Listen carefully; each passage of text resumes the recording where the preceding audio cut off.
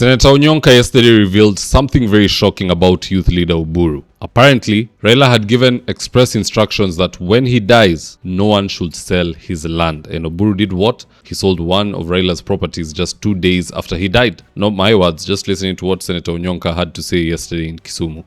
We don't want the Luo nation to lose the dream. Raila told us, when I die, don't sell my land. I am asking Oburu, after Raila dies 2 days, why are you selling Raila'S land? Where are the children going to go? Are we together? Harambe! Harambe! Harambe!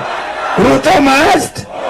Now, assuming Senator Onyonka has his money where his mouth is, in this video, I want us to look into some of the traits of youth leader Oburu that kinda corroborate this story. And so with no further ado, let's get after it. Number one, this is not the first time I'm hearing a case touching on Dr. Oburu in regards to land and corruption and so on. In fact, here's the last that I heard of this before Senator Onyonka decided to jog all our memories, and I quote, this is from The Standard and it was done by Roslyn Obala and Cyrus Ombati 6 years ago. The header reads, Raila brother Oburu loses land in graft purge. Onto the body, the axe in the ongoing purge swung the closest to former Prime Minister Raila Odinga when his elder brother Oburu Oginga was fingered on Friday for illegal acquisition of public land. Ethics and Anti-Corruption Commission Chief Executive Officer Twalib Mbarak has announced that they will start deregistering the lease allegedly issued to Dr. Oburu in a bid to hand over the property, which is worth billions. I think by now Oburu ought to have won that case, and if not, then this broad-based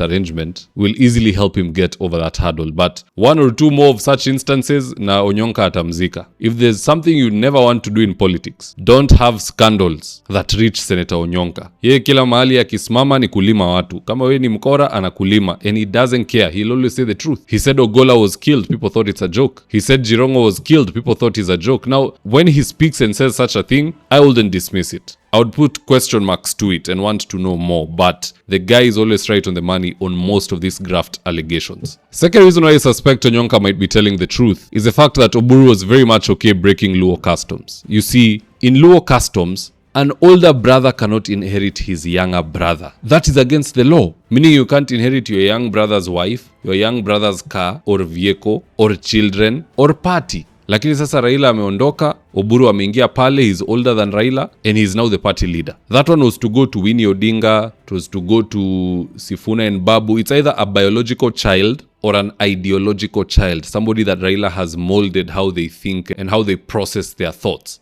It's one of those two, biological or an ideological child. Oburu is neither. He's the one who was even shaping Raila's thinking, but now he's inheriting his party. And if you want to know, Oburu is smart. Watu wanasema ni mzee, sijui ana nguvu nini. Age catches up with everybody. We won't all be strong forever. But this guy is smart. He knows that custom exists. So what does he do? He circumvents it by saying that him and Raila grew up as twins. Doesn't even call him his younger brother. He calls him his twin. Just listening to this. How are you personally coping with the loss of Raila as a person and also as a party leader of ODM?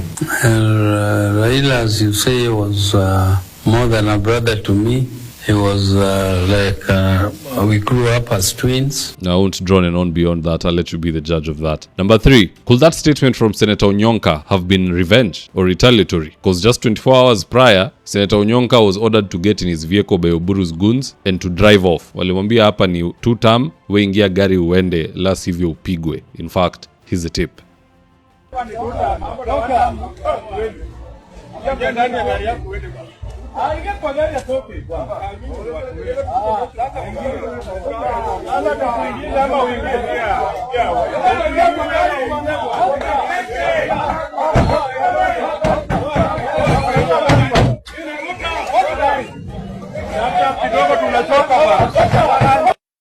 So I don't know if what Senator Onyonka is saying kidogo pia huenda ilikuwa ni revenge pale kwa stage, siwezi jua, lakini the guy has said a lot and most of it has been true. I wouldn't dismiss him that easily, but be that as it may, let's head on over to X to see what Kenyans have to say about this. And I quote, Paul Gutau said, huyo mzee Oburu nini mbaya na yeye. Jolo said, this one is now personal and aimed at dividing the family. Those who pretend to like Raila are now dividing the family. Militant said, Oburu is that uncle you wouldn't wish to have after your father's death. Sudi Juma Juma said, this Oburu man, I am sure he is also eyeing to inherit Ida. Audi Ben said, enough with using Raila'S name like a public water trap. Every time the opposition is thirsty for public relevance, they engage Raila'S name. They mention it and start making noise to voters who only need accountability. They literally can't build their own shadow. But what say you guys? Do drop me your comments in the section below and I'll do best to read them and to give you a response. So with that, here today's ads of the day. If you're still managing rentals using notebooks and caretakers, see how Joel Karango Miner switched to a system that runs his 76 units automatically.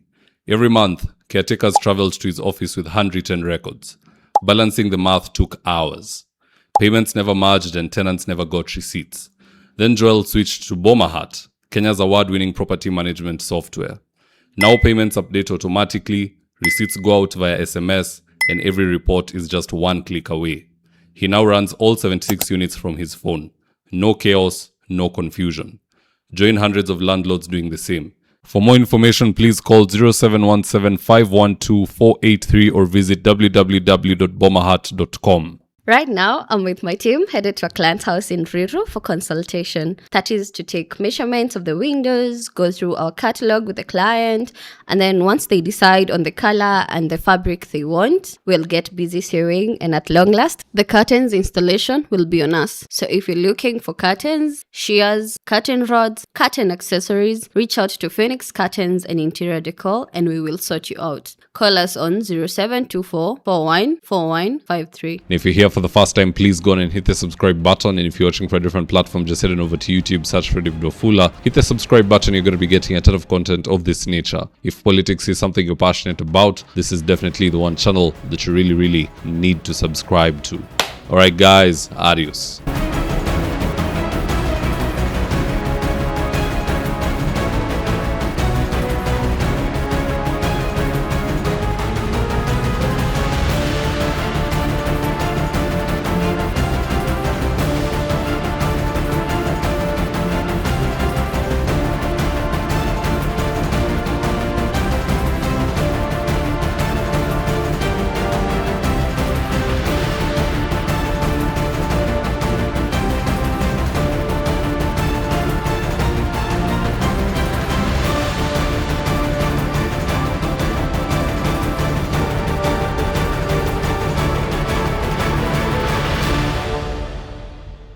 Thank you for choosing David Wafula as your primary news platform.